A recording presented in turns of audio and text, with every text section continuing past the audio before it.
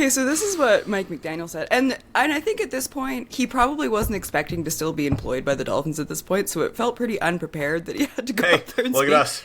Look at us.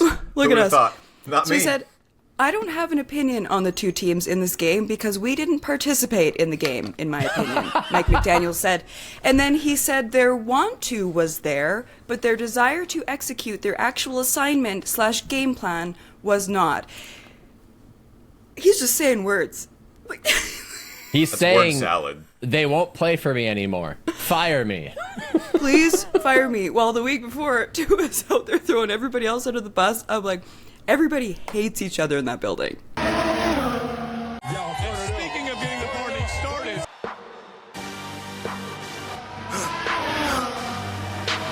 For the victory lap, though. They ain't never seen nothing like this before. Lit the room when I came through the front door. Ask me if I stress overcome, what for? Train in the trees, please pardon my sycamore. Touch burning sands, cross lands, and stormy shore seasons in the year, yeah. Switch gears, we keeping haters in the rear. At the blood, sweat, and tears, and my goal so near. I see my victory so clear. I see my victory so clear. And today, we break through. And today, we break through. And today, we break through. And today, we break through. And today.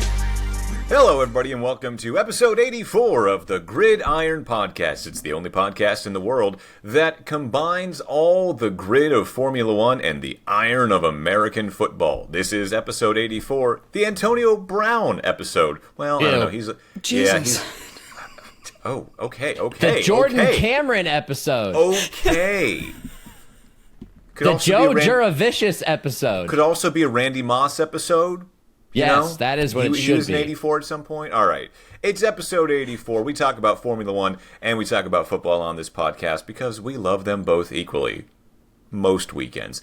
I'm Sean Barie. Joining me as always is our bald behemoth holding down the fort in the land. You can't see the pipes today because he's got sleeves on. He's Nick Shook. Hi, everyone. It's me. I'm back on camera after doing NFL Daily until 2:30 Eastern last night. That's 2:30 a.m. for those of you unaware. And Yes, I'm here, and hopefully my face isn't very puffy. We are recording the day after the last doubleheader of Monday Night Football this season, and I'm sure Nick is happy about that. Ever. And then, of course... Supposedly. Oh, breaking news. And holding down the fort, I guess, up in our northern neighbor... I lost track of what I was going to say. In Kimberley, British Columbia, it's our Canadian queen, Katie Caldwell. Hi, friends. Katie. Also tired because we were awake watching Nick Shook live on NFL Daily. Yeah, we're all kind of struggling today. I was at work until 1 a.m. Nick was at home, but working until 2 a.m. Katie was celebrating the Blue Jays clinching their first World Series appearance in over 30 years, so none of us are feeling it today. But we're going to do this out of the love for Formula One and football, and for you, our viewers and listeners. If you want to get in contact with us, how do you do that, Nick?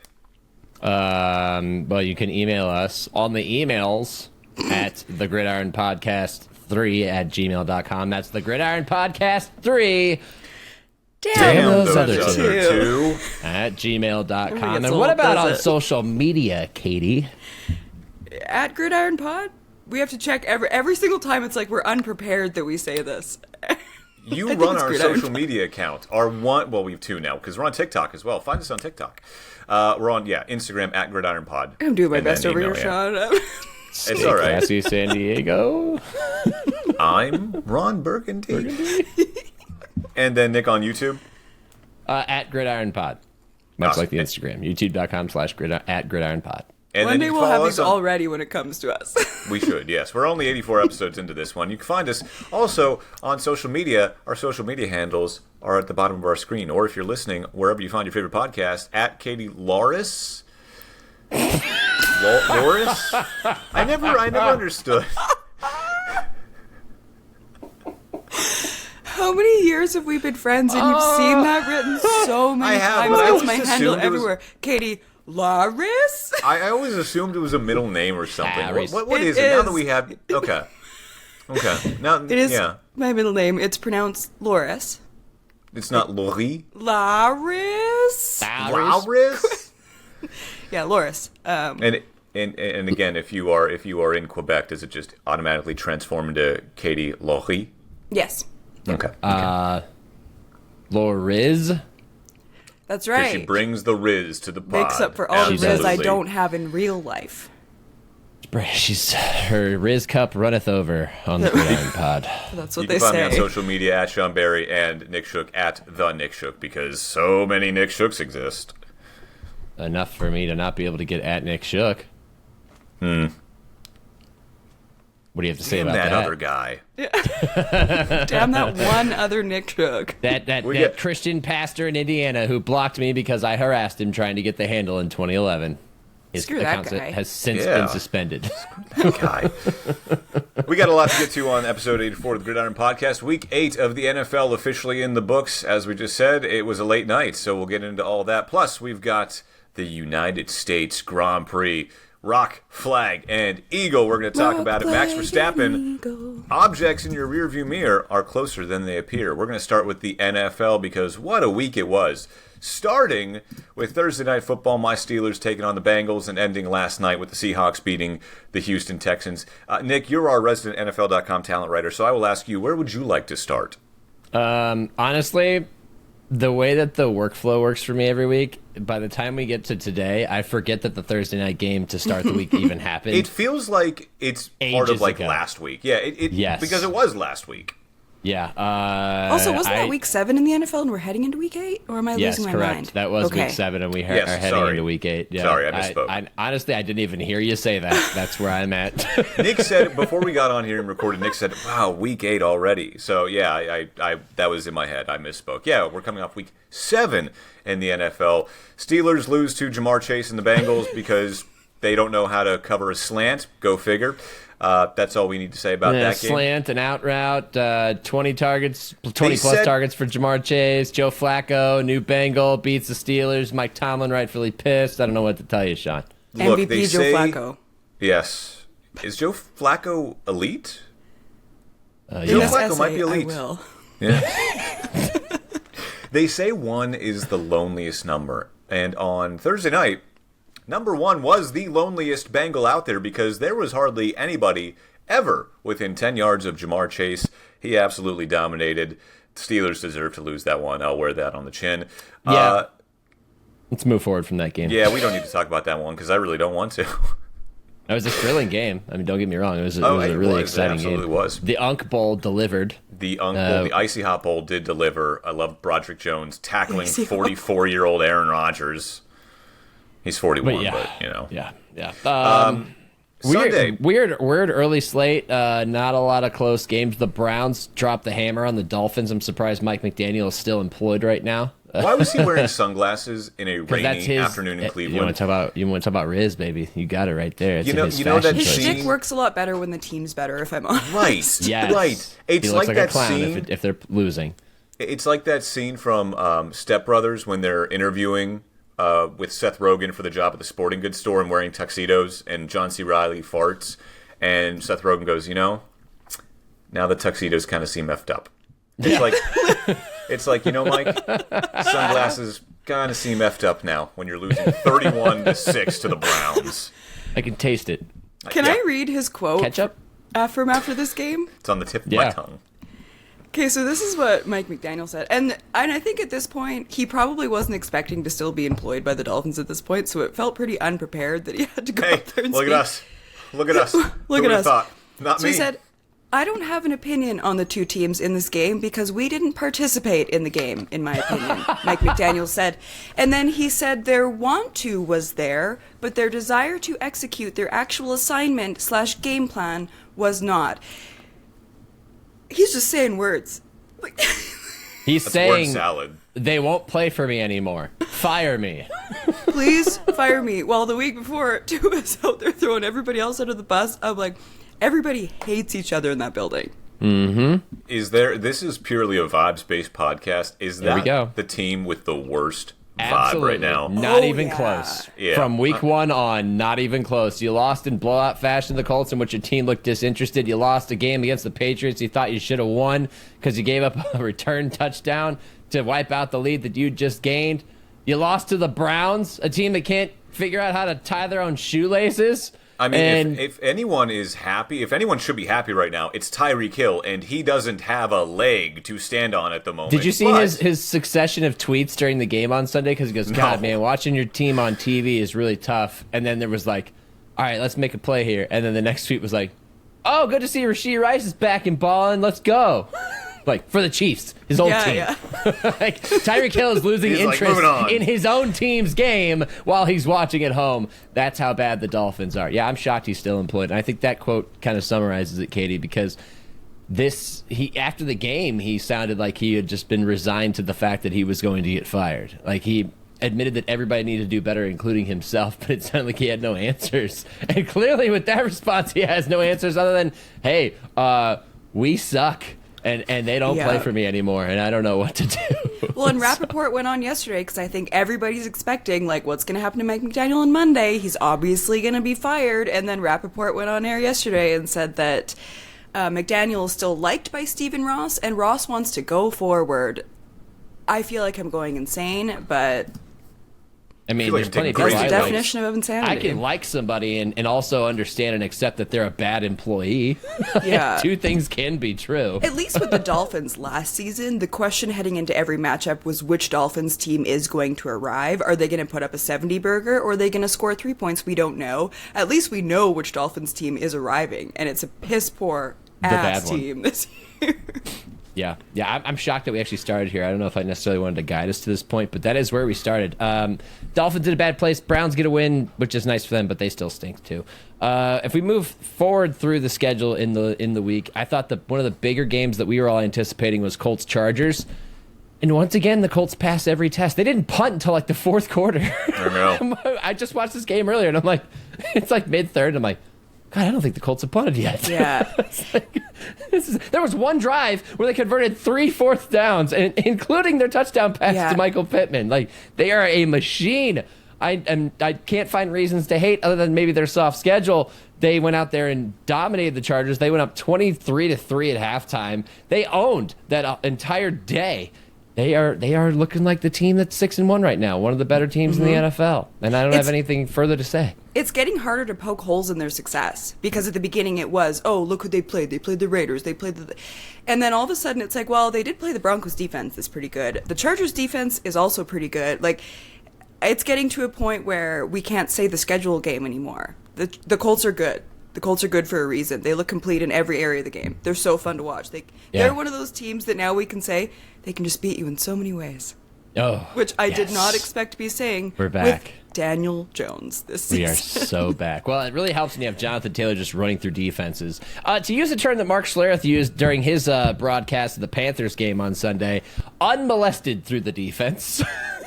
Yes, untouched is what Mark Schlereth meant to say when he said unmolested, but that is a term that he used on that broadcast. Interesting. Yes. Going back to the Colts for a second. I would hope so. You're right. Good. Yes, that is great. We that is the way we prefer it. I guess. Anyway, going back to the Colts for a second, I love that Daniel Jones is walking off the field, and he's asked by Evan Washburn. A lot of people didn't think you guys would be here, and he just goes, "Sounds like y'all didn't know much." Like savage from Daniel Jones. Yes, absolutely. And I like the confidence the Colts are playing with. Shane Steichen coaching his butt off. Everything rolling to the ideal level of efficiency. I mean, it's the antithesis of the Miami Dolphins. Unlike the Dolphins, they do have a desire, willingness, and will execute according to the game plan. Let me ask you one thing.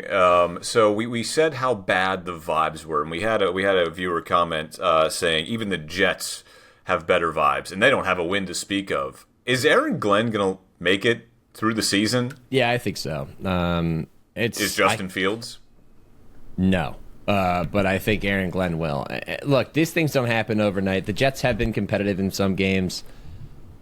They were competitive in the game against the Panthers. Fields goes out, comes back in, leaves again. Tyrod's in. He gets him in a position to score a couple of times. He throws a pick.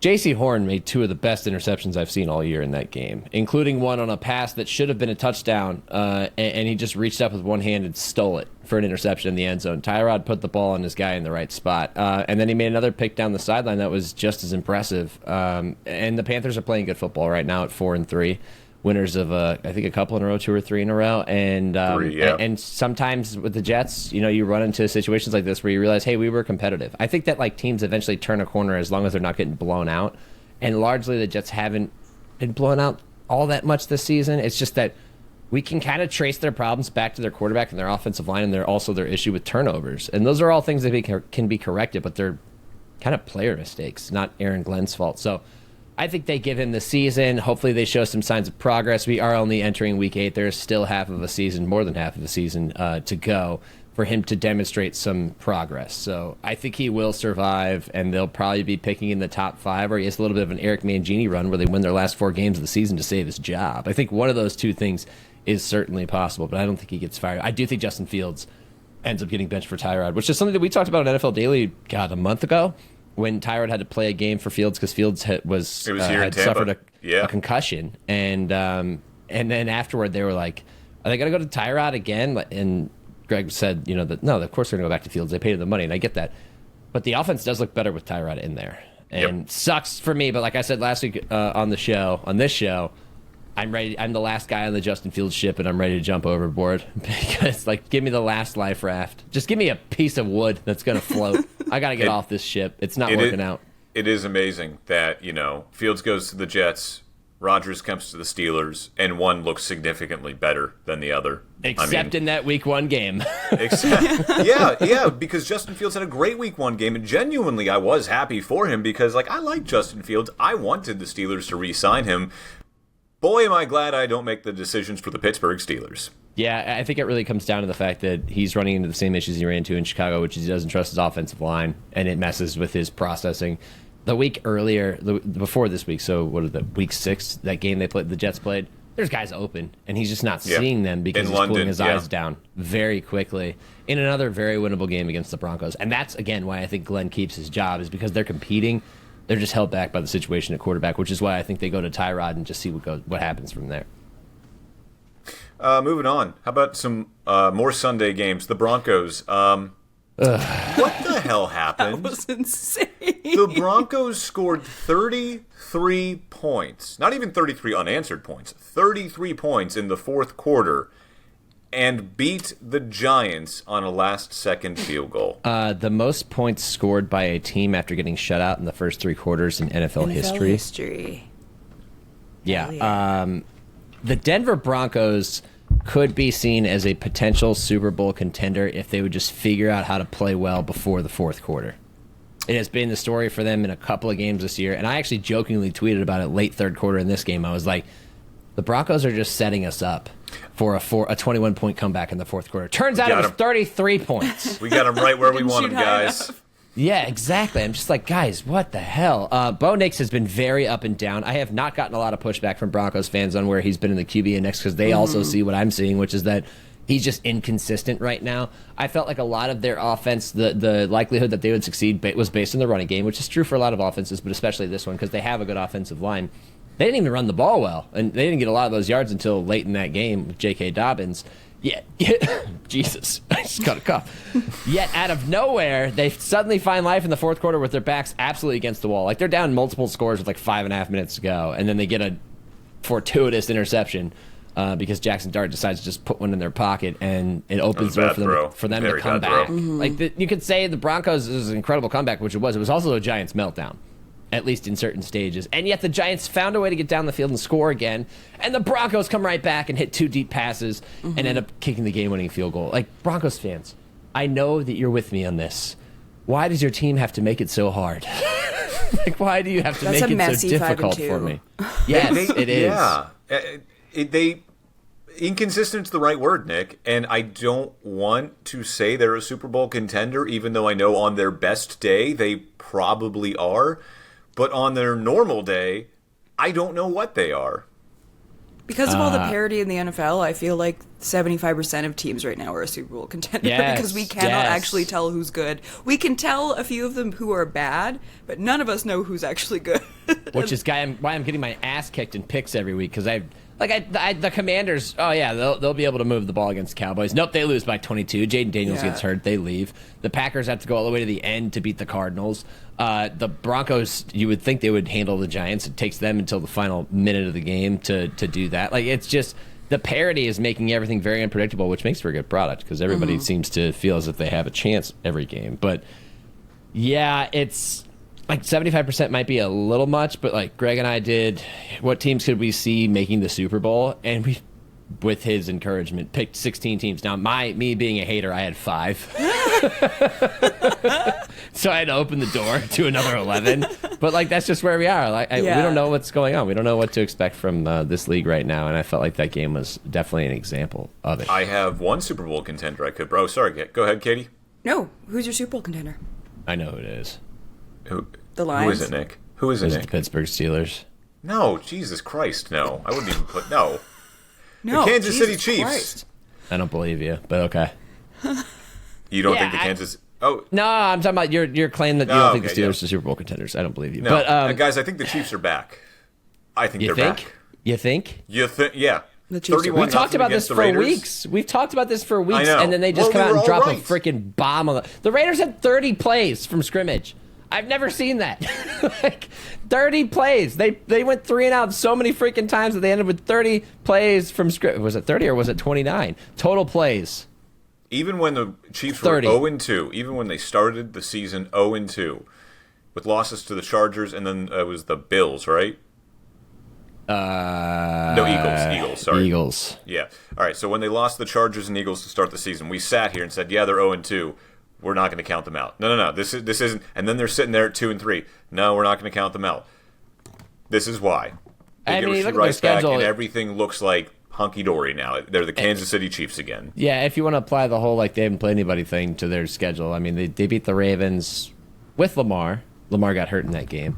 They lost that Jags game that was very thrilling. The best win they have is over the Lions, for sure. But this one, I mean, my God, they dominated time possession 42 minutes to 17. 42:08 to 17:52.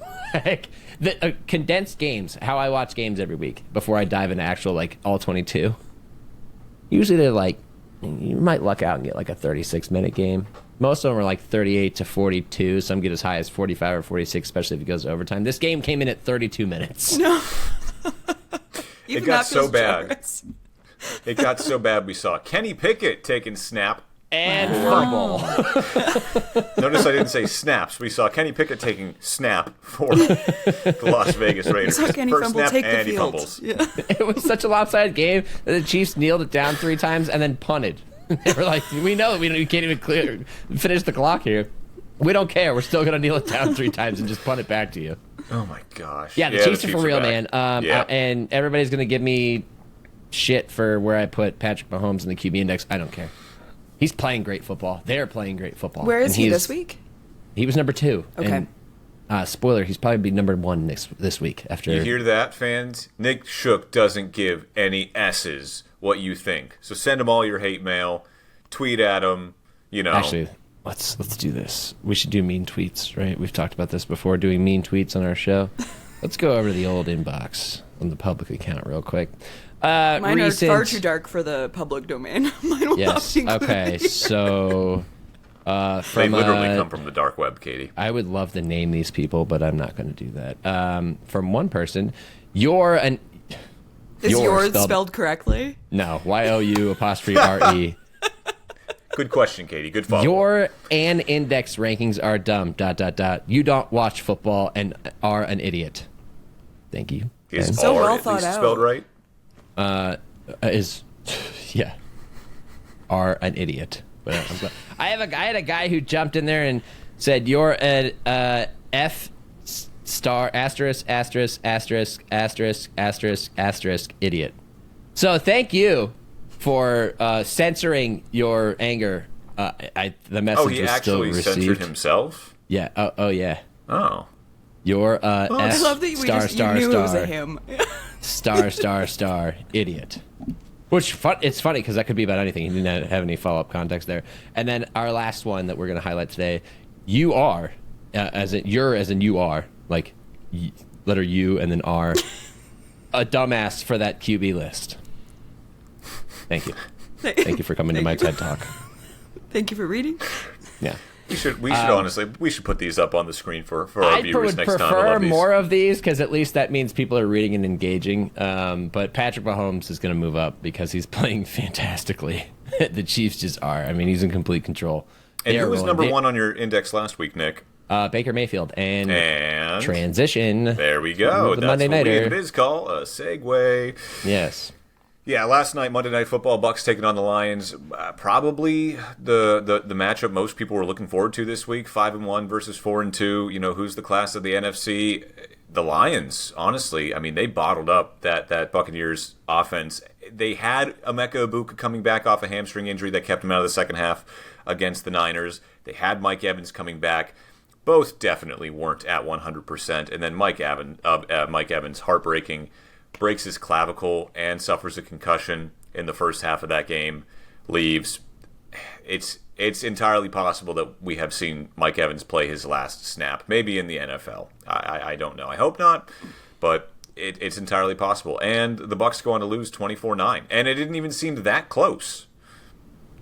Yeah. I mean, shout out to the freaking Detroit Lions and new defensive coordinator Kelvin Shepard for coaching up a bunch of guys we've never heard of. They were without Kirby Joseph, Steelers Brian legend Branch. Arthur Mollett.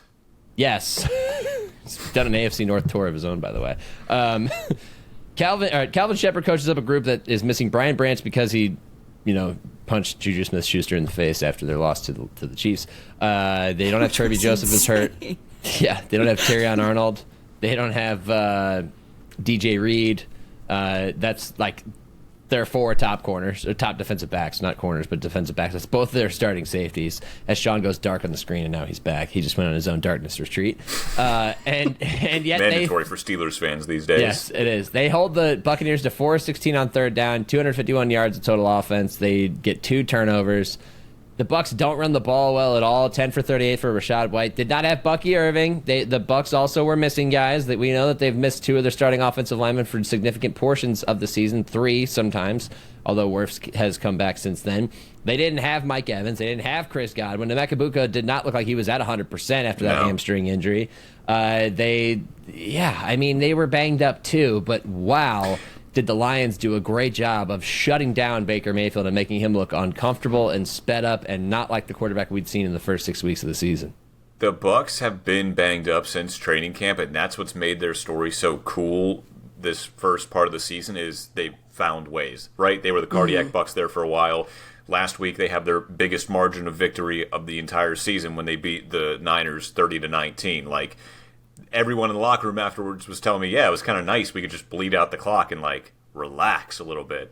And then this week, Baker Mayfield threw a lot of kind of high passes. It just did not look good. And that was we had a photog in the locker room after the game. That's what players were saying, was just, we know this wasn't us. We'll see these guys again. Hopefully we're ready. Levante David said it was humbling, especially because Jahmyr Gibbs had about a little over 200 all-purpose yards against them. It was not good on offense or on defense for the Bucs. And Emeka Egbuka actually had a really good soundbite. He said, he's glad he's not in college anymore because a loss in college pretty much meant your season was over. Here, they have everything in front of them, and they're fine. No, spoken like somebody who lost to Michigan 4 times in a row. It pains me. Jahmyr Gibbs racks up the highest scrimmage yards total for a Lions player since Calvin Johnson broke 300 in 2013.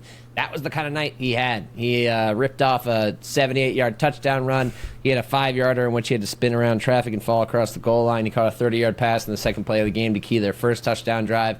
It was all Gibbs all night for the Detroit Lions on a night in which Jared Goff, the stat line lies. He did not look as good as 20 of 29 for 241 and a touchdown and a pick. He looked much worse than that. He was responsible for 2 turnovers. 2 turnovers that the Buccaneers basically did nothing with because the Lions defense was that good. So this is, again, a reminder of just when you think you know things about the NFL, you don't. No matter what set of circumstances is surrounding a game that you're preparing to watch. You don't. But what we do know is that the Lions have a culture that will see them through challenging nights like this. And this was probably their most resounding victory of the season, just off the top of my head. If you go all the way back to, let's see, the Bears, they dominated. Lions. Sean frozen. Sean is frozen, and this is great. It's kind of tripping me out. Now he's in there in a second window, so I don't know what to do with the other one. We have two Seans. How do I get rid of the other Sean? Sean, look at you. You're frozen. Do you see your frozen self? No, I only see the two of you. No, I don't see my Peter, frozen are you taking self. pictures of this? Yeah, this is so Please tell me you're taking pictures of this. I was kind of hoping, Nick, as an actual, on-air personality, you'd be professional, realize that I was leaving to reboot my camera real quick so I wasn't just completely out of focus. Continue with your rants, and then welcome me back, or not even mention it, just bring me back to the podcast. But I guess I thought too Sean, much of your if we were that abilities. professional of a podcast, I don't think we'd have any listeners, because they like it when we go off the rails, and your computer just sent us off the rails. So welcome back, Sean. Thank you. Glad you sorted out your technical difficulties. I forgot what the hell I was saying about the Lions. I had to unplug my webcam because I was out of focus. I was so out of focus. I didn't realize he was frozen, Katie, and then I looked at him, and he had the most stern, focused look. He was like... I felt like I was in trouble. Like I was going to be sent to the principal's reprimanded. office. I have what's known as resting cower face. That was resting bitch face. Stay out of the cat box. Yeah. Papa Popper is in the chat. Thank you, as always, for watching and joining in. Did Sean adopt Katie's potato Wi-Fi? Potato Wi-Fi. Yes, my Wi-Fi is powered by a complex carb. Thank you, Papa Popper. Yes, indeed. I don't know. I have nothing more to say on that. I mean, it was a great game for the Lions. No, it wasn't a great game. The other Monday night game, the Houston Texans offense is terrible. I'm surprised their offensive coordinator is still employed as of right now. I mean, you get the ball first and goal, and you don't get it in a 2-score game. Then you get 4 turnovers. You get 2 takeaways in the fourth quarter. The only touchdown you scored until the final few minutes of the game was a defensive touchdown because Will Anderson's a monster. And you lose a game that you could have won against a very good Seahawks team. I might be ready to give up on the Texans. I think at 2-4, I might be ready. I've given up on them ages ago. Yeah, that was a while ago. I didn't get to watch that game last night, but I imagine the atmosphere in it was like, yay, because that city just watched their team lose a heartbreaking Game 7 of the ALCS, and then they have to sit there and watch a football team, which the Seahawks gave them a reason to cheer, yeah, but it's like, yay. They also played with their food most of the second half, yeah. Yay, the Seahawks won, but the Mariners... You know what, I think we do football and Formula 1 here, but this is a good time to examine Katie's allegiances.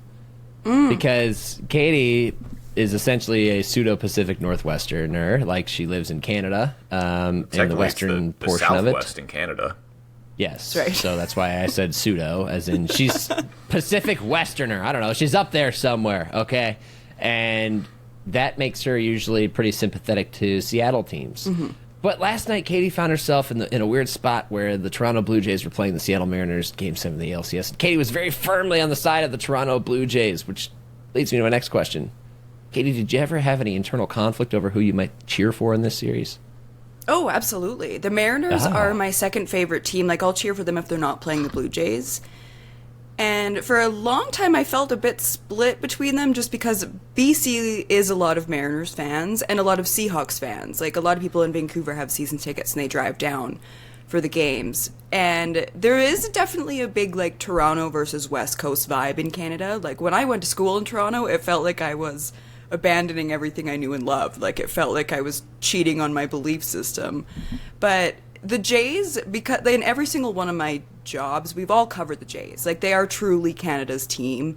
So, like, 650, even that's Vancouver radio that I brought you on, Nick, and then I accidentally sat on my cord and then left mid-interview.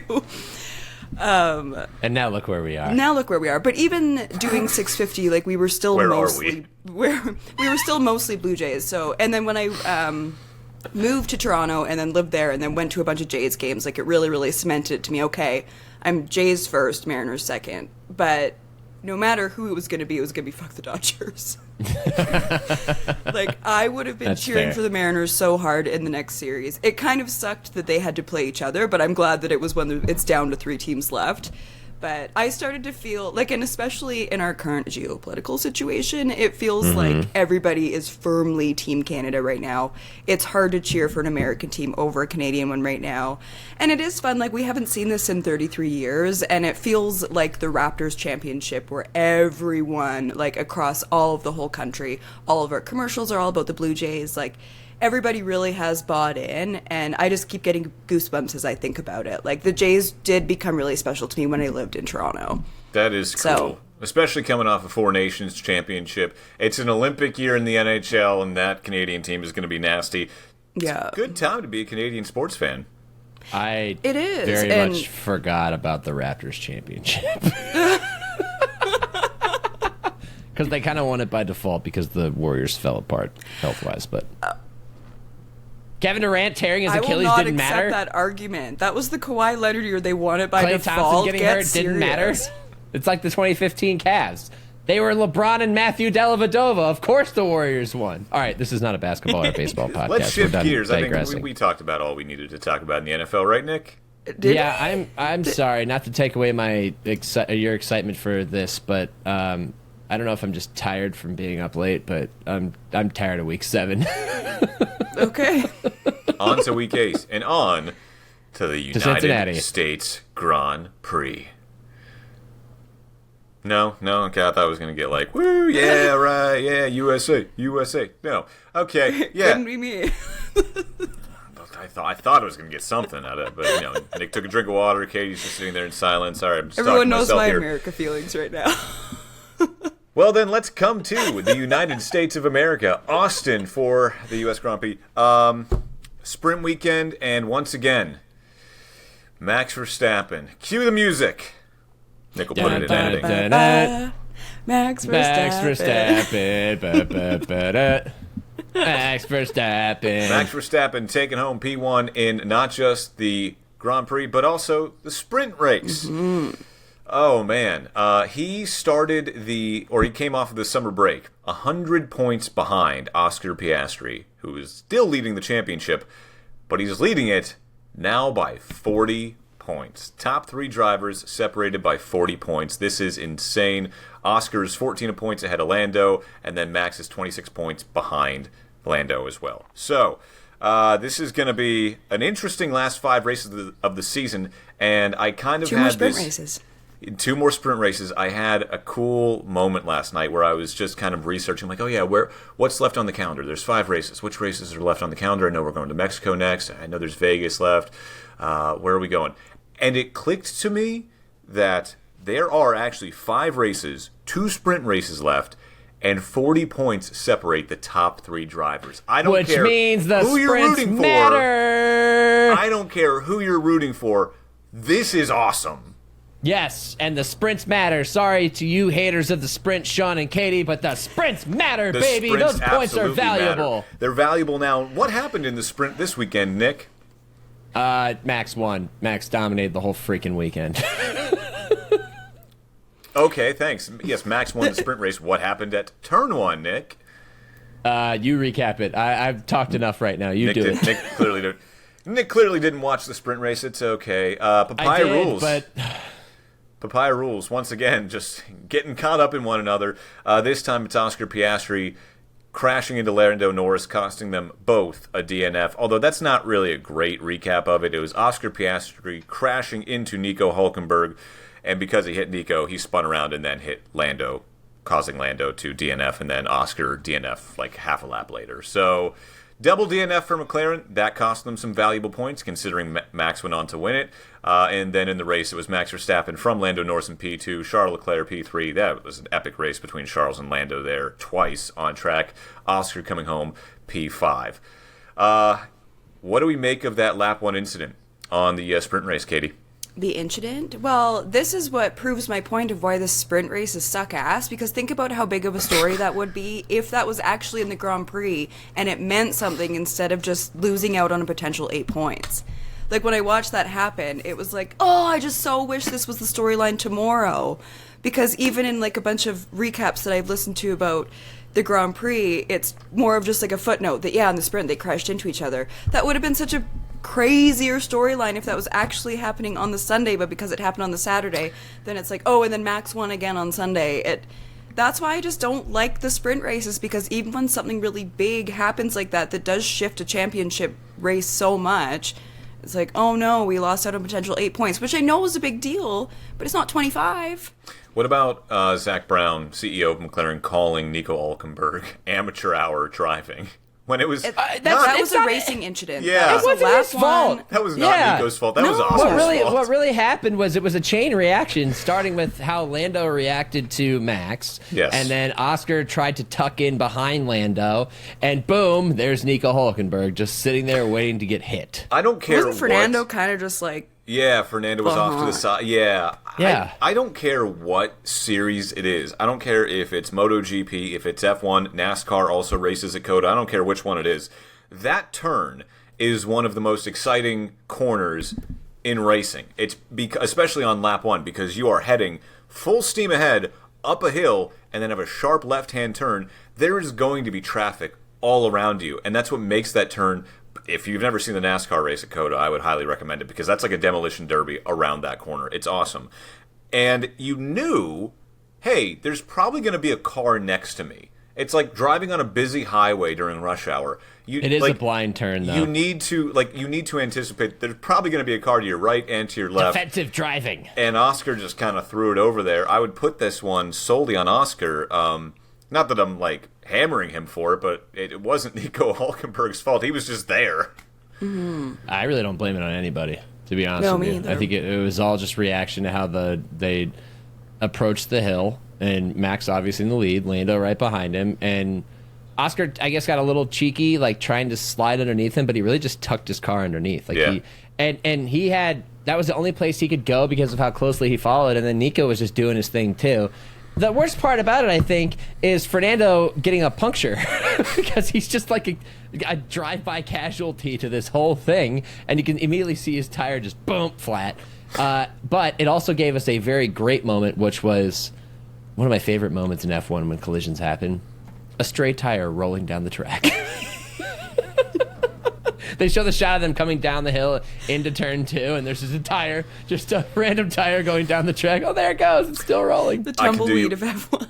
Yes. I can do you one better. I was watching, I think it was also at COTA, a NASCAR trucks race. I think it was like a year or two ago.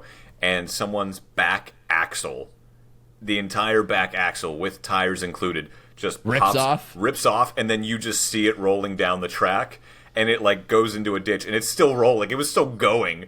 It had gone farther than the truck did. One of my greatest fears driving on a highway is that somebody's going to just like lose a tire off their car. It's just going to be rolling, but it's going to come from the opposite side. This sounds very crazy. Stay with me here.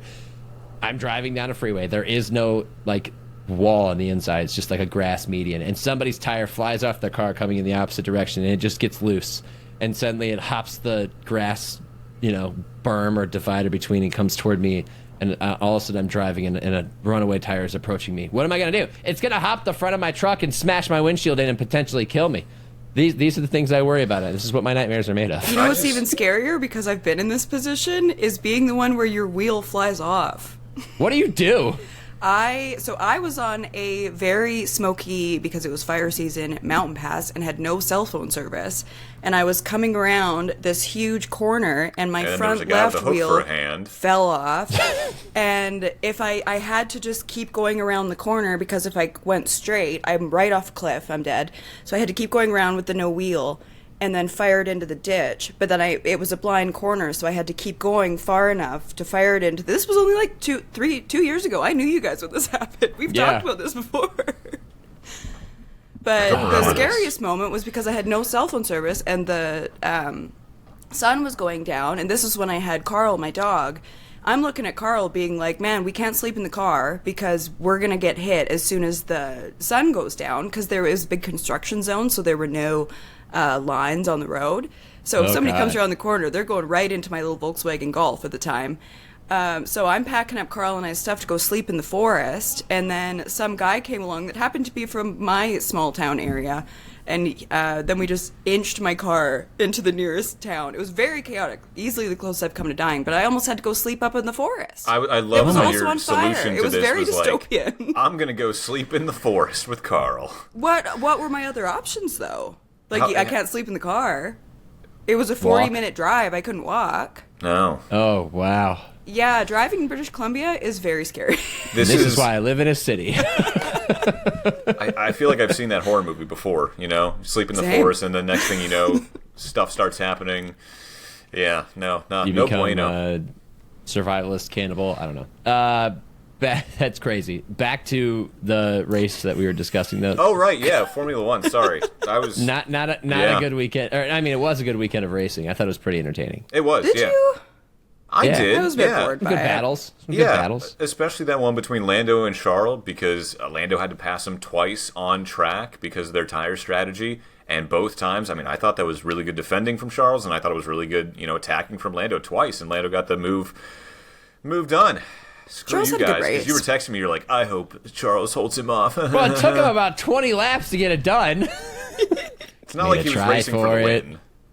Need to try for it. I'm going to back off, fall behind by 3 seconds. I'm going to come back in his wheelhouse. So that's going to take me a You know couple what, laps. I'm you around know what, him, Nick? and I'm gone. That's good racing on Lando's part because he knows there's only 5 races left, a DNF now, and you are in a world of trouble. I agree, but if you watched it on F1 TV, you also heard the commentary kind of comment on how he maybe lacked a little bit of courage in the earlier battles. Yeah, I don't think he trusts the brakes. He's not really, and then he finally started to go after it, and they're like, "That's what you should do." It's also- Lando still lacking dog. It's also the PTSD of Max pushing him off track 5 times last year. Speaking of watching the race, next year, guys, or Nick and I at least, we're going to be watching it on Apple TV.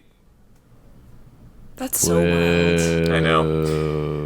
No We're not longer. really watching it Not on reading F1. the room. No, we're watching it on F1 TV. I wonder As how a much family. longer F1 TV is going to be around, just because it's kind of one of those things where like they keep selling this product and they're not going to want to, you know, sell it to their own fans via their own app anymore. Like they're just going to sell it to Well, the they're highest an bidder. international sport, though. They're- I think that it actually makes sense to Yeah. have F1 TV. I don't see Yeah, but F1 there's a place TV for going it. anywhere. I Yeah. don't know. I don't know. I just feel like everything is moving to streaming anyway, and they're just going to sell That it to is the highest It streaming. bidder. is streaming. I'm aware They're already there. I'm aware it's streaming. What I'm saying is they're selling it to the highest bidder. Every country, every area They're is going selling to the have. live coverage. They're selling what ESPN was doing. That's totally separate from having their own streaming service with the Race in 30, I know, which is and a good I commodity. hate it because now it's going to be behind a paywall, and I think F1 is kind of underestimating just how popular it has become in the U.S. Like, yes, it's become popular, but that can They're go not away really underestimating. quick. They're cashing in on the popularity by signing that deal with Is Apple, that who probably popularity paid going to them stick around when people have to buku bucks. go behind That's a my paywall to question find too, it? Sean. That's a valid question, and I don't know. I mean, That's what I how was much getting at with this content whole do people like? conversation. How much of Apple TV, which is no longer Apple TV Plus, by the way, they've dropped the Plus. Congratulations. How much of their content is going to justify somebody having a subscription with them when their primary focus is watching F1? Now, they did have baseball. I think that's ending soon. They have I don't really know Friday how that night went over. baseball. Yeah. They have one game a week on Friday night. It was okay. It was kind of cool. It's all right. Made it feel kind of special, but like I feel like there was a testing ground for things like this. I don't know. We have an Apple TV account for baseball specifically at our station. So, I mean, I'm not going to pay for Apple TV. Plus, I'm just going to watch it through that. Well, way to pull back the curtain on that, Sean. Yeah. Spoiler alert, we have other apps too. How would we feel if Max actually pulls this off? Great. If we get down to the last race and we have a like Max versus Lewis type of situation where the winner of this race takes home the whole thing, because like, That's if what you I'm think hoping about it, for. the way the points balance out, all he has to do is win every remaining race, Well- and like maybe one of the sprints to clear that other remaining gap, and he'll win the championship. Guys, hear me out. I think that is what's going to happen. I think Max Verstappen is going to win a couple more races. I still think McLaren has a couple races left in them as well. It's going to be neck and neck. We're going to have 3 drivers going for the title at where, Katie? Yes, Marina. Yas Marina in Abu Dhabi. Yes. Max is going to be leading the race. All of a sudden, boom, Liam Lawson goes into the wall. All right, we're going to, back everybody up, safety car, but we're going to finish under. You know what I mean? And then all of a sudden, oh, wait, no, unlap Finish yourself, except for Max, because you're out on old tires. McLaren has new tires. And then Lando and Oscar are going to race for the lead, pass Max, and then race for the championship. I think that sounds pretty cool. And that's probably, honestly, the script right now. Well, that's never happened before, right? Nick is just staring into the abyss right now. It's not like they would manufacture a championship, right? Like, Nick, it's not like they would take feelings someone with that's us? on a championship winning streak and then purposely manufacture a new champion out of thin air. I don't think any sport would ever do that, especially if for a fan favorite like Lando or Oscar to dethrone, a four-time reigning champion of Max Verstappen. They would never ever do that. Ever. Sean, would you Ever. consider yourself one to hold grudges? No, why do you ask? Because you're holding a strong one right now, my friend. I don't. That I was don't see the years connection. ago. I don't see the connection. That was years ago. Still too soon. It would be thrilling to watch Max pull off such a comeback. And you know what? Don't preempt this whole possibility if Max comes back buddy, to win the championship. I've put it in the atmosphere. McLaren completely fumbled the opportunity to win a driver's championship because F1 wants Max to be good. I've put it into the atmosphere now. Get the hell Nick. out of here. Get the hell out of here. It is in That's the soft. universe. You have the same lack of dog in you that Lando Norris has in him. It's in the universe, my friend. It is in the universe. And I'll do you one better. If I were Max in his camp, I would actually worry about that possibility. Seriously, cards on the table. F1 has shown that they Michael, will manufacture it's so not right. a championship. They do not play by these same rules every single time. And if they think it's going to sell their league to more fans, they might do it, Nick. I would actually Good for business. worry about that as a possibility. Seriously. It's a wild take. Not that I'm saying it's right, but it has As happened demonstrated. before. There's As precedent. demonstrated by the Apple TV deal, it is good for business. Look, man, that was a one-off. If Max were in position to complete the comeback, you could simply just be like, McLaren blew it, or McLaren staves off a massive collapse, and Lando or Oscar, if they ever decide who they want to win the championship, wins the championship. But in order for Max to actually do it, it would not be because of some final race shenanigans. It's just not, because he never should have had this opportunity in the first place. If McLaren if they would have just gotten out of their own damn way. We've talked about this in the show for weeks. They have put themselves in this position for the door to even be cracked open for Max to do this. You could never blame it on some shenanigans in the final race. Would that be a little distasteful? Yes, but they are apples to oranges, that and the Max and Lewis finish in 2021. Katie put in the dock. What was that, Nick? The blame would be on McLaren. Katie put it in the dock. WTF is going on at McLaren? Evergreen question. It is an evergreen question. I feel like I could just leave And that it's in the one- dock every week. It's one we haven't answered in the many years that we have been covering McLaren Formula One racing team. I have nothing further to add. I hope Max does it. And so I can dunk on you. That'd be great. God. Ba-ba-ba-da. Max Verstappen. Ba-ba-ba-da. Max Verstappen. And I'm just Katie going to is a send Lewis you that fan, every and day. she's just completely gotten off that bandwagon. I'm just 'cause having a she's terrible like, time. Yeah, exactly. She's like the that little puppy in a burning house. This is fine. This Everything is fine. fine. Everything is Here's fine, the you vibe. guys. She's coming around to Max. She said it weeks ago. All right. She likes Max now. Is I'm Mexico's also not just coming cheering up? against McLaren. So this Yeah, I is know a great you year are. for me. I know you are. Ooh. When's You Mexico take the coming wins up? with the losses, you know? Wins what? Mexico. It's coming up this weekend. Let's do race This weekend. predictions, guys. Okay. I forgot we were going to do that. Vibes, baby. No script. I thought we had a week off. All right. Mexico City, where we get the cool mariachi intro to F1 again. Love it. Yes. Katie, would you like to go first? Sure. I'm going to say Max again. I'm staying on this train. I never imagined that we'd be sitting here going P1 Max Verstappen, except I'm saying it with a smile on my face. Like, what You has are changed? giddy. You're This like is P1 insane. Max Verstappen. P1 Max Verstappen. P2, I'm going to say George, and then P3 It's Jorge. Jorge. Thank you. And then P3, I'm going to say Oscar, Okay. which further complicates the number one boy problem in McLaren, where they love Lando so much, but neither of them are doing very well right now.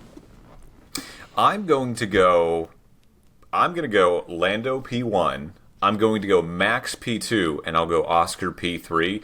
If we're going to get a 3-person race down to the end, I want to see those 3 guys on the podium. And I also want to see things get a little more interesting at McLaren if they're not already interesting enough.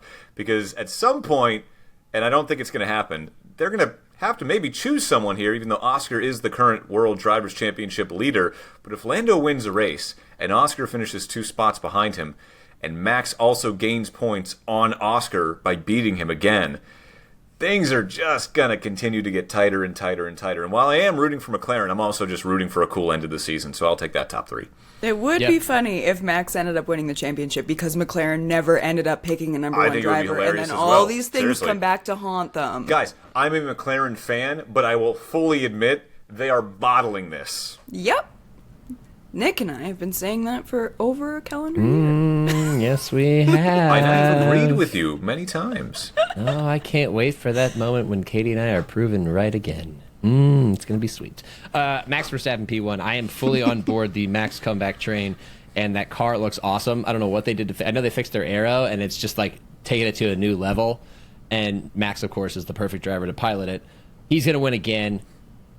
I'm putting Charles Leclerc P2. That Ferrari has like looked that. pretty strong. And I felt like I bottled it by putting George Russell P2 on our most recent predictions. And we're going to go Oscar P3 and then like Lando P4, and there's going to be some drama. Yes, I'm adding a P4. There's going to be some drama on whether they like invert position in that situation too. I love that. Like I want them stacked in the order every week here on out so that they have to choose. And they have to like be at least in the crosshairs of having to decide, or at least answer for not deciding their order. Like all the pressure in the world on the papaya. See if you're built for it. Max continues the comeback train. All the momentum in his direction. Let's do it. I want to buy more Max Championship gear, damn it. Papaya pressure. All right. This will be fun. This isn't going to be a stressful last 5 races of the year for McLaren fans at all. This is fine. Everything is fine. See, at least my driver's not even in the running anymore, so it's stress-free from here on out. Only 4 of them are now in the running. Yes, George weirdly Russell still is. Technically, mathematically, still in the running. So cue the George Russell comeback story. George Coco. 2 Ferraris on the podium for Papa Popper. I mean, doubling down on his prediction from last week. He did nail the Charles Leclerc Lewis on the podium. Me he too. has been on the podium once for a sprint race back in, what was that, China? Oh yeah, sprint race, so memorable. But yeah. Hey, they're going to matter. I know, I just wish they didn't exist so then we wouldn't have to think about them. They wouldn't have to matter at all. But it's fun. I'm having so much fun, Nick. We'll be back next week to break down Week 8 in the NFL and the Mexican Grand Prix. For Nick Shook and Katie Caldwell, I'm Sean Barie. This has been episode 84 of the Gridiron Podcast, the only podcast in the world that combines all the grit of Formula One and the iron of American football. Until next time, live life in the fast lane. And may you find somebody who loves you as much as Katie hates the sprint. Good night, Canada, and go Blue Jays.